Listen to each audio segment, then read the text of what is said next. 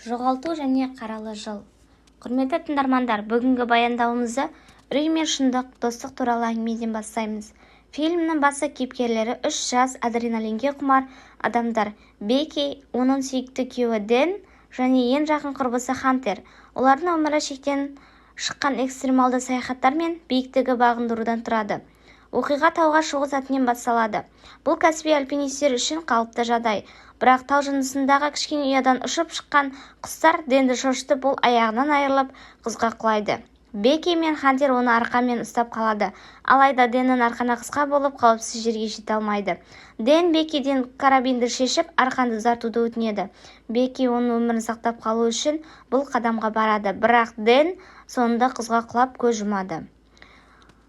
Бір жылдан кейін, Дэннің өлімінен кейін 1 жыл өтеді. Бекки терең депрессияға батып, жалғыздықты таңдайды. Ол ішімдікке салынған, өмірге деген қызығушылығын жоғалтқан.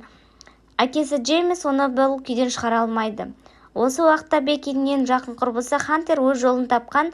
Хантер әлеуметтік желі жұлдызы, экстремалды жағдайларда биіктіктерді бағындыру туралы бейнелерді жариялайтын танымал блогер. Ол қайғыдан құтылу үшін адреналин іздейді. Дэннің қайтыс болғаны 1 жыл толған кезде Хантер Беккиге келеді. Ол өзінің жан құрбысын қайғыдан шығарудың бір ғана жолы бар деп есептейді: қорқынышпен бетпе-бет келу.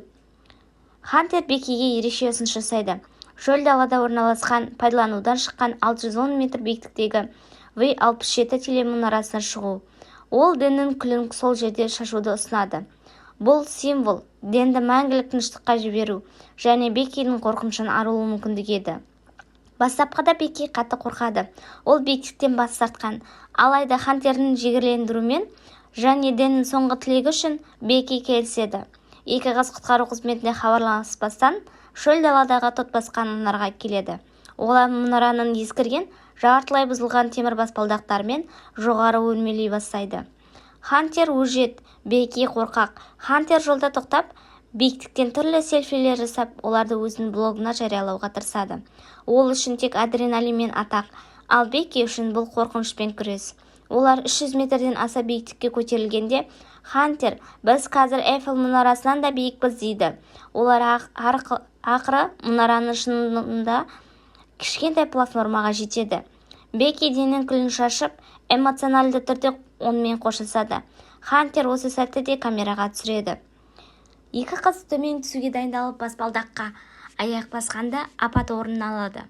Мұнараның тұт басқан ескі баспалдағының бірі ажырап, үлкен шумен бірге төменге құлайды. Бекки құлап кетеді, бірақ оны Хантерге бекітілген сақтандыру арқанын ұстап қалады. Хантер үлкен күшпен Беккиді қайтадан жоғарыға кішкентай платформаға тартып шығарады. Олар енді қақпанда төменге түсу мүмкін емес, өйткені баспалдақпен жоғарғы бөлігі толығымен құлап қалады. Олар жерден 600 метрден астам биіктікте, ені 1 метрден аспайтын платформа қалады. Телефон байланысы жоқ. Олардың аман қалуға мүмкіндігі өте аз. Сырттағы температура плюс 39 градусқа дейін көтерілген, және оларда су жоқ. Олар көмек шақыруға тырысады. Олар өздерінің телефондарын төменге тастайды, бірақ сигнал жоқ. Әрі телефондар құлаған кезде сынып қалады. Олар өздерімен бірге әкелген дронды қолдануға шешеді. Олар көмек туралы жазбаны дронға бекітіп, оны жақын маңдағы отельге жібереді. Бірақ дрон мұнарадан аз ғана қашықтықта аккумуляторы таусылып қалады. Хантер арқамен төмен түсіп ұшып бара жатқан дронды әрең қайтарып алады, бірақ енді олардың соңғы үміті ұшыру құрылғысын батареясын қайта зарядтау. Қыздар платформада сусыз аштық пен қатты ыстықтан азап шегеді. Хантер өзінің блогерлік өмірінен алынған бір тәсілді есіне түсіреді. Мұнараның ең ұшындағы сигнал шамын электр энергиясын алуға болады. Түнде Бекки Хантердің тобындағы датировканы байқайды.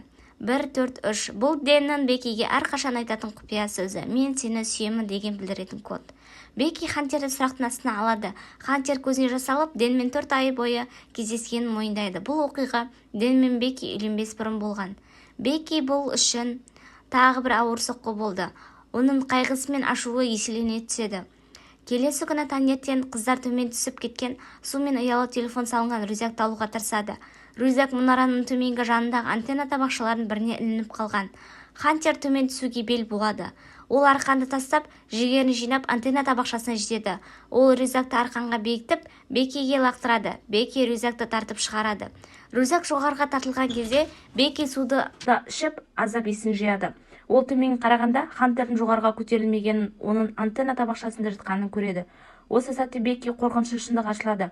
Хантер арқанды алуға тырысқанда құлап, антеннаға соғылып, сонда қайтыс болған. Бекки соңғы сағаттарда өзінің есінен адасып, Хантердің қасында болғанын елестеткен. Бекки енді жалғыз. Ол Хантердің өлі денесімен сөйлескенін, оның қасында болмағанын түсініп жылайды. Алайда осы ауыр сәттер оның санасын оятады. Ол ештеңе бітпегенін түсінеді.